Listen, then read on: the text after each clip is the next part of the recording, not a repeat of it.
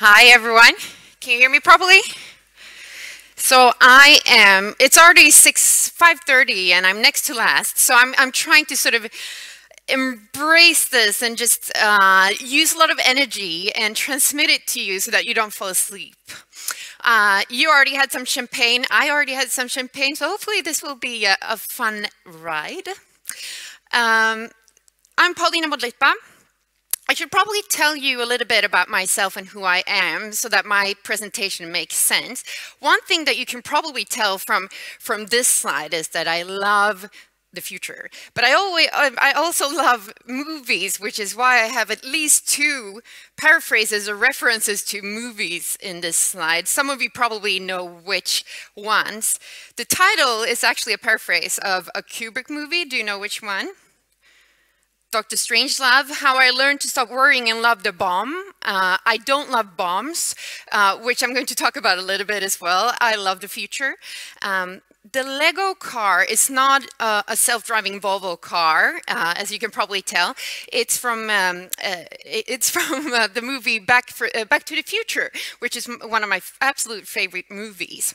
And the reason why I wanted to front my presentation with this reference, this movie reference, is that from my point of view, looking at the future, everything becomes less scary, and I will dive deeper into this, is to understand that the future is just coming back. It's the same questions coming back in circles, back to the future. For example, when I worked at MIT, we looked at, I was working with machine learning and AI, and back then, AI was a field where people had almost given up. There were a number of old men still trying to solve it. They've been trying to solve it for 40 years or so. And the rest of us were like, nah, let them keep going. It will probably not happen.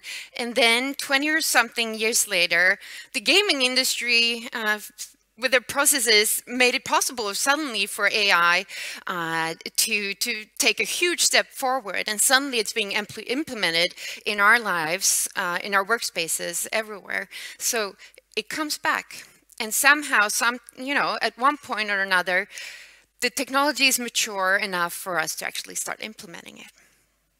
So that's sort of an intro to my talk. I've been asked to hold a more personal presentation. So that's why in the next slide, you'll see a picture of me aged 9 or something. When I was a girl living in the suburbs of Stockholm, I grew up in a place called Jordbro, which is a place where nobody wants to go because there were high crime rates, depression,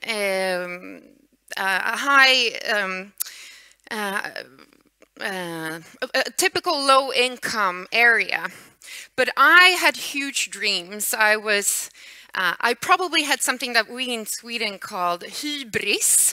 I had grandiose images of what I could accomplish in life, and I wanted to become famous.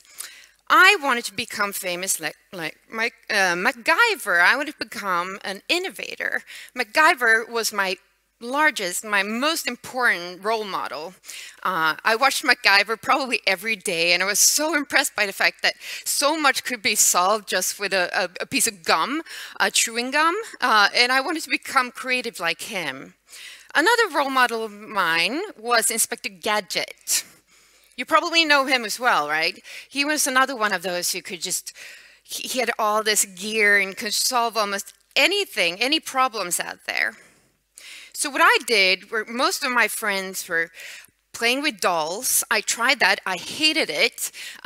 Reading books. I was really nerdy. This is actually, I was able to find my old innovations. So this is an instruction, like a leaflet with an innovation that I came up with. It doesn't make sense at all. I drew pictures. I wrote sort of technical instructions of what it could do. I think somehow I was trying to solve the energy, sort of alternative energy source problem before even anyone knew it was a problem. This was some 35 years ago. Here's another one. So this was what I was like, this is exactly what I was spending my days dreaming about, becoming a huge innovator and then going to space and building stuff. And I had mostly male role models. It was not until maybe some 15 years later that I realized that there are other women who are into tech and who do really interesting things. This is an image of Cynthia Brazil, who is one of the most leading robot designers at MIT Media Lab, together with one of her most recent robots. She's really focusing on social robots that can interact with humans and sort of investigating and doing research around the ways in which humans and robots interact. And when I realized that there are other women doing this, I suddenly felt a lot more normal. Like, you know, my ideas, my grandiose image of what I could do in the world is actually realistic. I could actually go to the MIT Media Lab. I could actually become a researcher at MIT as well. So what I did was, when I studied at KTH, and it was time for me, after 4.5 years, to do my thesis, my master's thesis, I wrote an email to a professor. I Googled, I think there was, you know, something similar to Google anyway. I Googled professors who were doing robot research at MIT, and I just randomly emailed one, and I told him, I've always wanted to come to MIT. I always, from the age of 4 or 5, wanted to become a robot programmer. Please, can I join your team? And to my surprise, I received an email back in just a couple of days, and he said, well, we normally don't accept exchange students. We don't do that. We have an application process, but actually one of my students who was supposed to come from Australia got visa issues. So suddenly I have 6 months without a student. I have money. So yeah, if you're prepared to actually take a plane over so that we can chat, we can probably make it happen. I guess it was meant to be. 2 weeks later, I was in Cambridge at MIT. We really hit it off. I joined his team. I did my master's thesis with animatronic robots in the shape of stuffed monkeys. So it's not really solving the energy problem. But what we did was using stuffed, we went to the store, we got stuffed monkeys. We took out everything that was in it, the stuffing, and we put in motors, servo motors, and microcontrollers and programmed them just to sort of use them to see how people interact with technology, again, to understand the ways in which humans interact with technology and learn from that. So suddenly my dream was, in a way, becoming true. A number of years later, after continuing research and saying no to a possibility to do to actually get a doctor's degree at MIT, I moved back home to Sweden because I felt like I wanted to move back and actually make a difference here. And my platform for making a difference in Sweden was to find female networks for other women geeks, and actually realizing that still in this world there are a lot of women who are hardcore tech geeks. They love tech, but still it's really hard still as a woman you're not taking people don't take you seriously as a woman tech geek. So I became a part of a network called Geek Girl Meetup, which is global now. We sort of extended it to the whole world, just an underground movement of women who want to share their love for tech. And I've done this since. But moving over to the larger question of tech and not being afraid of tech and being part of innovation. This picture from when I was small, I would say it's the most important one and probably one of the pictures I love the most. When I was a child, I was lucky enough to have a father. I still am lucky to have a father who loved philosophical questions. He loves philosophy. And we used to take long walks used to talk about not just tech, but about society, about politics, about philosophy, about anything. And this way, by taking these talks, these walks, and having these talks with my dad, is when I realized that no matter how much you love technology, technology is not worth anything if you don't understand how it's connected to everything else in the world. And he actually gave me one of the most important advices that that I'm still implementing, and that I realized just the other year has sort of formed everything that I do today. And his advice was that, Paulina, whenever you see something, whenever you want to understand how things are connected, make sure that every time you hear somebody say something new and you feel that you learned something, connect it to everything else that you already know, and imagine that you're sort of building a spider web.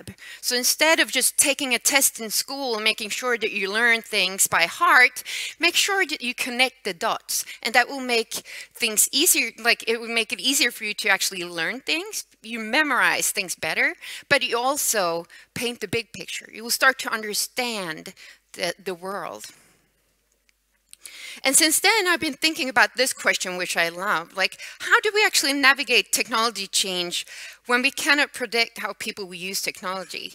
Just understanding technology is not good enough. We have to, in order to be able to understand society now and the future, we have to understand the ways in which people use technology. It's not about tech.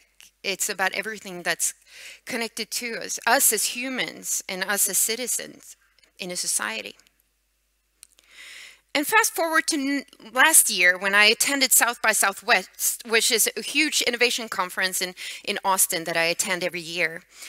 That's when sort of polletten trillade ner, which we say in Swedish, which means that's when everything came sort of together for me. That's when I started realizing that these talks that I had with my dad and being part of Geeker Meetup and understanding the bigger picture is all about understanding how trends and tech are interconnected.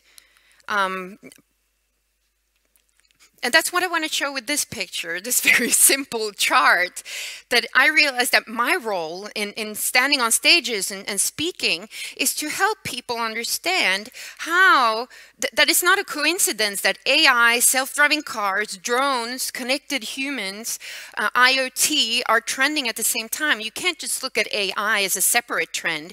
They're helping each other, and there's a reason why they're booming. So that's sort of my role in this ecosystem, to help people understand how these things connect. And this is also a way, if you understand how the things that we see today are interconnected, you can actually start sort of extrapolating them into the future. That's when you can start looking into the future and foreseeing what's going to happen. Because if you know that this and this, these things are connected, these things usually lead to this, then you're starting to see patterns also into the future. And we're now, as we heard Christina talk, this is not a Volvo car. This is Waymo, which is Google's self-driving minivan. But you know, it's same. We're starting to see technologies that we've been working on for a long time really take off and be, you know, it's happening right now. Waymo is not even talking about 2021. They claim that their cars are ready to be, you know, ready to be used out there today. We're starting to see 3D printing happening. This is actually a project that I was really amazed by at South by Southwest. This is called a 3D printed house. It's 74 square meters. And within just a couple of years, it will take 6 hours to print a house like this for under $4,000. So this is revolutionary. These are printed and designed by a company called Icon. We're starting to see blockchain. People are starting to realize that blockchain is more than just cryptocurrencies and Bitcoin. We're starting to see that blockchain can revolutionize and disrupt business models and whole businesses, like whole sector. It's like the music industry, for example. A music industry has a huge number of middle hands trying to figure out which song is being played in which country, by whom, who should be paid for this. With blockchain, you know, we don't need human middle hands. We're starting to see robot research taking off as well. I'm not a fan of all these stories about robots taking over. Only people who don't work with robots say and worry about robots taking over. Those who program robots know that it's far off. But this video by Boston Dynamics was actually the first one that made me a little bit scared and worried about the future. This video shows robots helping each other, opening a door and fleeing, basically. Yeah, so let's see about the future and what happens next. This video worried me a little bit as well. Now, with the help of AI, with the help of modeling face movements, we can now create videos, learn how Obama's mouth moves and how he speaks, and model both audio and movements to make it look like he's actually saying something. And obviously, it can be applied on other people than just Obama. But so now the notion of fake content is taking completely different and much more complicated forms. Luckily, this technology was designed by a research team in the US who are planning to use it to actually being able to detect fake content. So they have, you know, they're hopefully using it for the right purposes, but I definitely know a number of people who won't, who will use it for other purposes.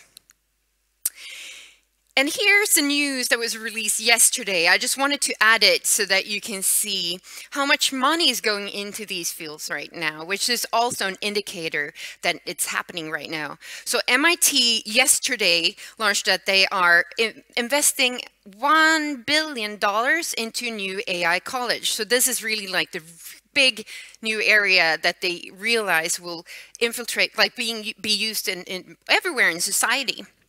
But what's interesting with this is what it's saying as well, and this is one of the reasons why I'm worrying less about the future, because what I'm seeing now is that people are becoming more aware of the ethical aspects, and the fact that we have to take responsibility for the technology and the innovation that we see out there.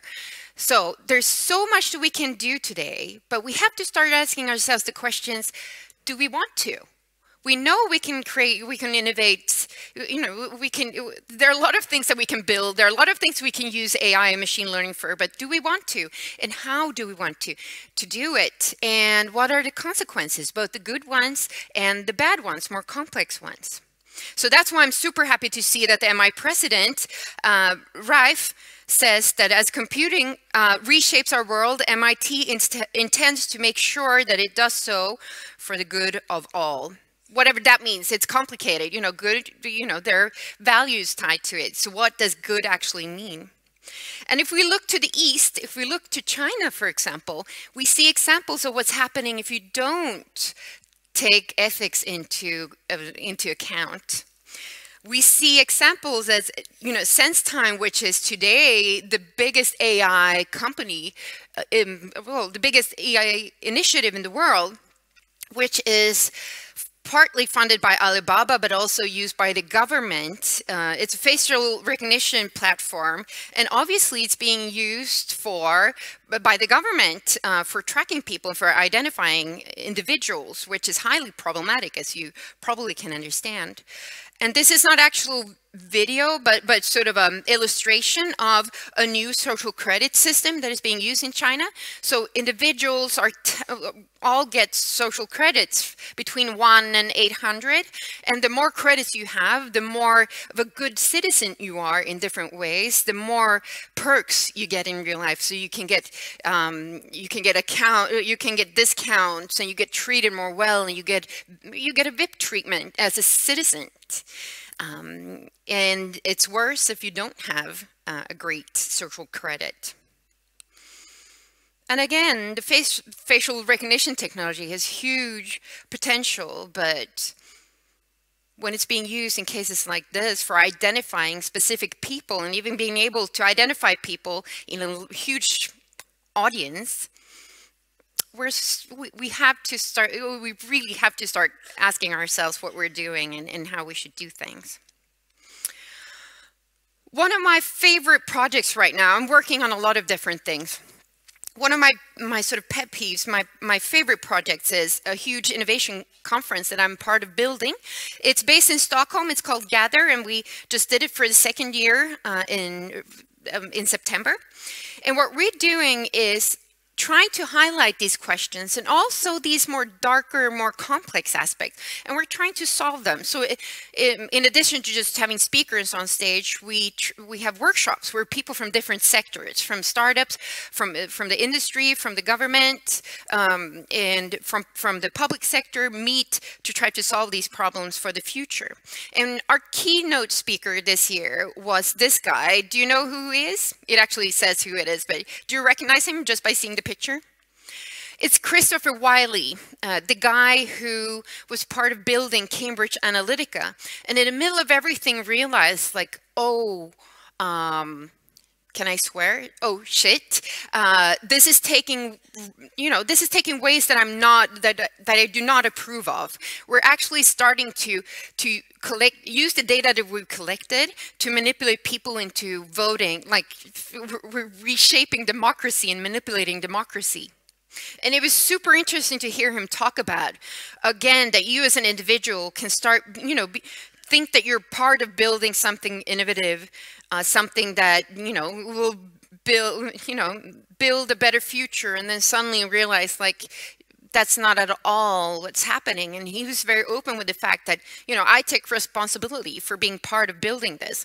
And, I have regrets. And that's why he's talking about it now. And that's why he decided to leak to the media. And he ended his talk by saying, we have to start asking ourselves if we're building an infrastructure and an internet that is acting in the best interest of humanity. So again, I'm so happy to see that we're seeing these people, like, we're actually becoming more mature, and the whole sort of discourse is becoming more mature around the responsibility we as innovators, as engineers, actually have in the future and the reality that we're building. And I'm happy to see this happening in commercial companies as well. Well, this is part of a letter signed by employees within Google directed to the CEO, Sundar Pichai, raising awareness or concerns around the fact that Google is for the first time actually expanding their business model from just basically ad to selling their AI solutions, and considering, or maybe already selling, their AI solution for military purposes. And many of the employees, or some of the employees, don't want this to happen, so they raise concerns. It seems like at least some managers within Google are aware of this. So this is John Gianandrea. He's head of machine learning at Google. And again, but publicly at conferences, he speaks about the fact that, we definitely have ethical concerns with this. We have to become more aware of the ways in which we use data and the bias that goes into it. For me, to sort of wrap my story, my personal story, it was at MIT and actually getting my hands dirty with programming robots that I realized that, the best way to actually not be afraid of the future is to realize that you, as an individual, have a responsibility and a possibility to actually design the future. The future is not just something that happens to us that we just have to go with or we just have to follow. We, each and one of us, can actually make a difference by making decisions. And each and one of us can be a rebel. This is, again, movies, TV series. This is one of my favorite characters. If you haven't seen the series *Halt and Catch Fire*, which is based on the PC era, the boom, well, the birth of the PC in the 80s and 90s, you should definitely watch it. This is my favorite character, Cameron Howe, and she's pretty grumpy, but I love that about her. She said, I hate the future. I hate to talk about future. The future is just another crappy version of the present. It's some bribe people offer you to make you do what they want instead of what you want. And the reason why I wanted to sort of almost end my presentation with this quote is, again, to emphasize the fact that, the image that we see about the future, and even what I tell you about the future, is just my picture of the future. You really have to create your own, and you have to create your image of what type of future you want to see and your role in it. And you also have to realize that it's with dialogue and by realizing that, you know, again, it's the same issues, the same human issues that come back to us all the time, that technology in the future really becomes less scary. This is a picture. I showed you a picture of me and my dad taking walks when I was 5, 6 years old. This is some 30 years later. We're still taking walks in the suburbs of Austria, where my dad comes from. So I personally will never stop bouncing ideas, think about the future, and I will definitely never stop trying to understand how things are interconnected. Thank you so much.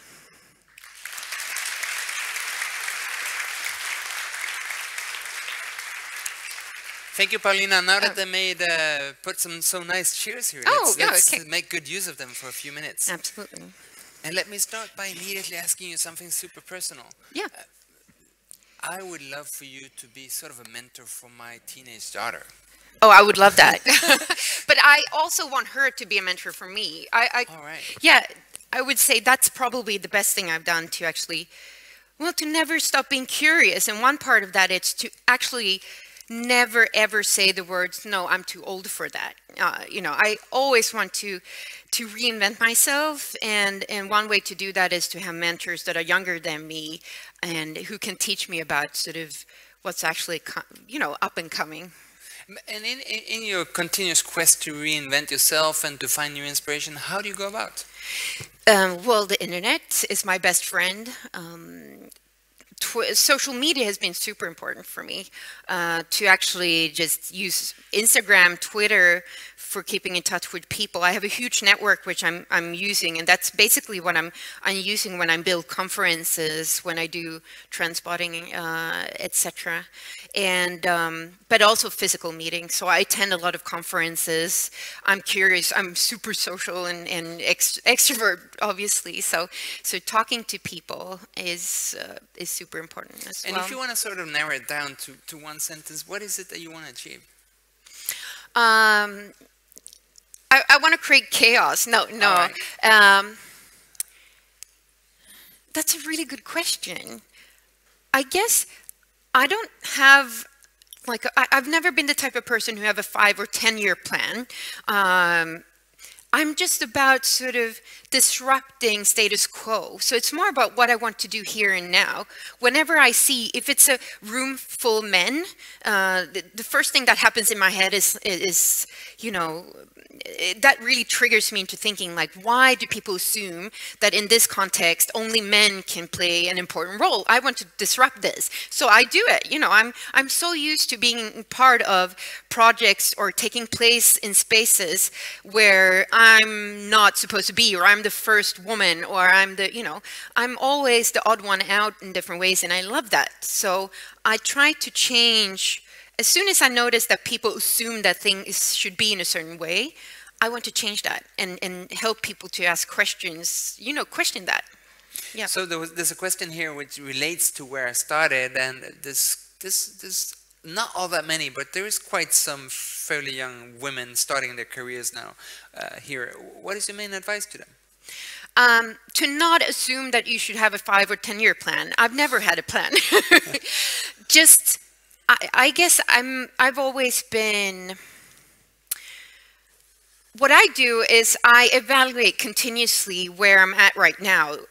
You know, doing this, where I'm at in life right now. Am I happy here? What am I happy with? What am I not happy with? Do less of the things that you're not happy with, or the things that take more energy than give you. I would actually say make sure to reduce things and people that just drain your energy, and make space for things that are constructive, people who are constructive, contexts, workplaces that are constructive. I've come to realize that as soon as you reduce things that consume energy, things start happening, because you make space, and you make like you actually have the energy to advance in constructive ways. And I'm not saying that as soon as somebody questions you or something is a little bit tougher that you should give up and choose another path. But it's, you know, if something continues to take energy for 3 years, maybe you should, you know, look into something different, another path. You started out by describing yourself as a youngster, as a geek. Yep. Are you still a geek? Yeah, I'm super geeky. I am, but I've come to realize that, again, the role that I can have in society is to help people understand that it's more to that. I told you that I have MacGyver and Inspector Gadget as my huge role models, but I also wanted to become a journalist. I loved the Ninja Turtles, the series, and they had, not that many people remember this, but they not had great feminist role models. No, I know, but they actually had a female friend, a journalist called April, and she was one of my role models as well. So I wanted to become like an innovator / journalist, and the sort of interdisciplinary, the combination has always been natural to me. And I try to make people understand that it's not just about tech. And the tech industry has been designed by people who assume that tech has to be nerdy in a certain way. Like, if you like tech, if you're into tech, that's the only thing you're supposed to like. But it's only useful if you understand how it's interconnected with other things. Yeah. So you're a great friend of using the social media, and there's a question here for you, the very last one here that just came. Speaking of unethical surveillance, you brought that up. Yeah. What is your opinion about Facebook and Google's and other really analyzing the personal data that you give them? So I'm somewhere in between. Some people think that,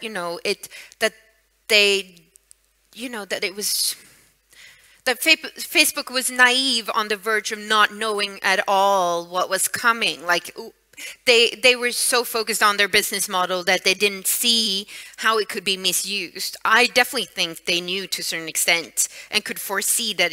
I know, based on, for example, Chris Wiley's talk at Gather, I know that they knew at least partly what was coming, and the ways in which the data was used in more sketchy ways.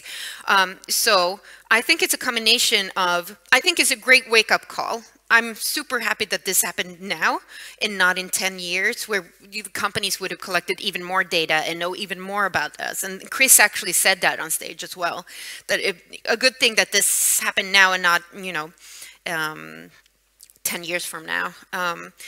So what I would say about that is that I'm super glad that this happened, and I hope that it leads to companies becoming much more aware of the fact that they can't just focus on their business models and go with it. They have to consider the ways in which they use our data and the whole.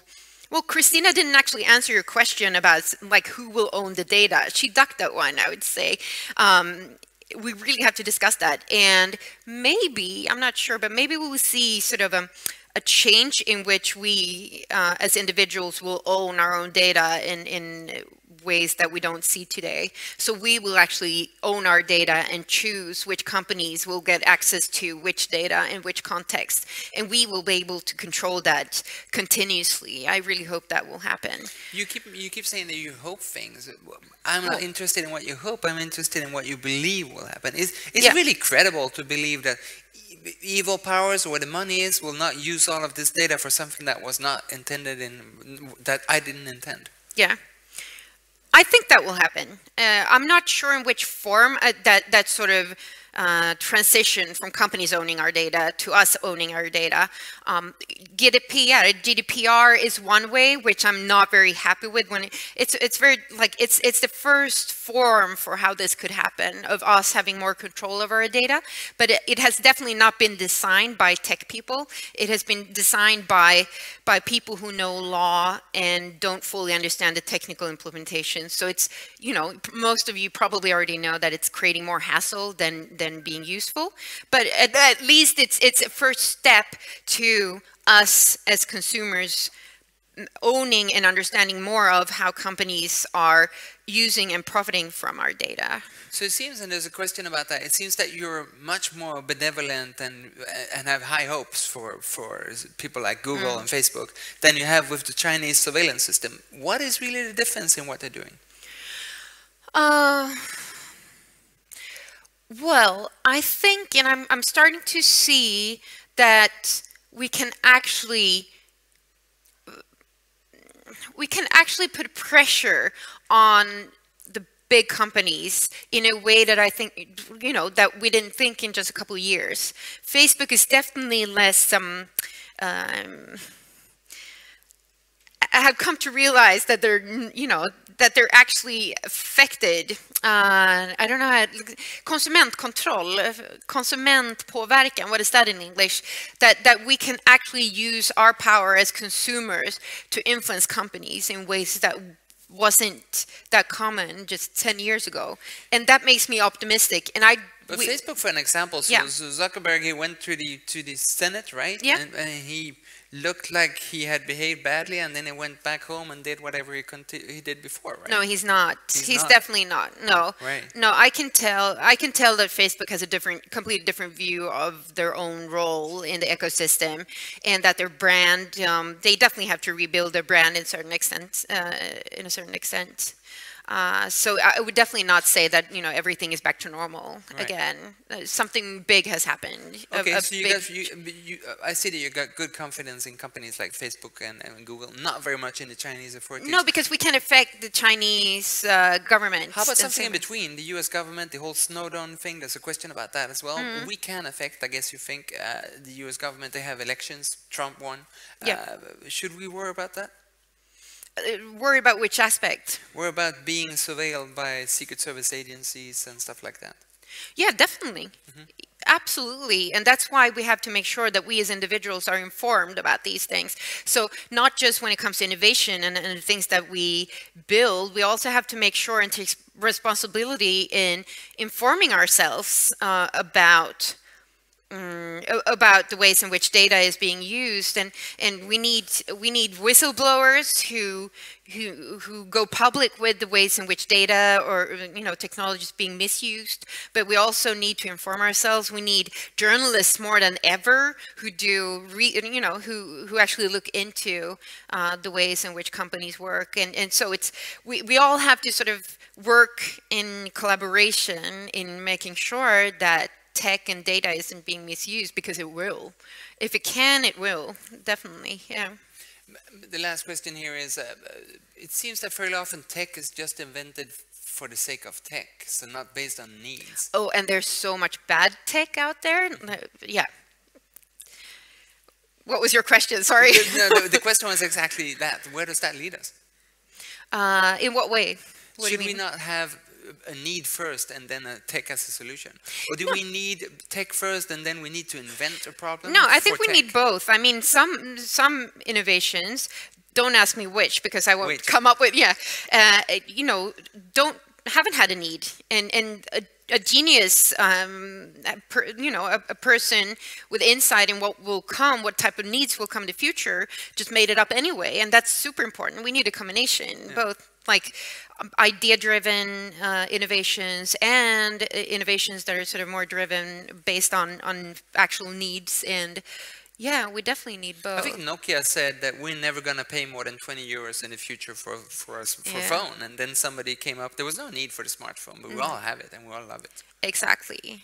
So and I guess in 10 years from now, Elon Musk sending out a self-driving car, playing Bowie, circulating around the moon or whatever, will make sense to us too. And we'll be like, oh, he's so smart. We really needed that. And the last question then you need to make sense to us is, be sure to give Robert our love. What is that? A Robert? Yeah. Oh, my dad? Oh, somebody in the audience knows him. He used to work for CSN, and I used to work at CSN too many years ago, and they obviously have their headquarters here, so Sundsvall is close to my heart. Yeah. Wow, so be sure to give Robert our love, and thank you ever so much. Yes, yeah, I definitely will. Thank you.